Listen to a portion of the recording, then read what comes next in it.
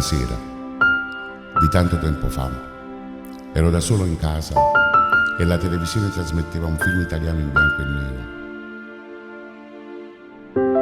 nero. Guardavo quelle immagini e nella mia mente riafferravano i ricordi. Io, mio fratello, mia sorella, mio padre, mia madre.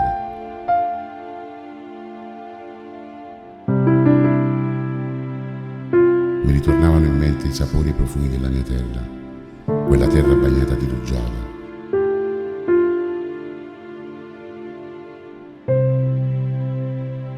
Il sapore del latte appena munto e il cinguettio degli uccelli che davano l'inizio a un nuovo giorno.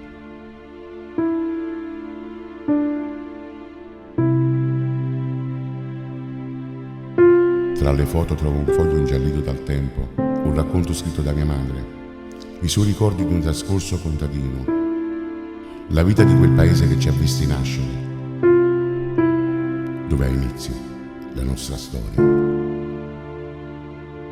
Io, un bambino di un piccolo paese di montagna, oggi un anziano signore che vive alla periferia di Brooklyn.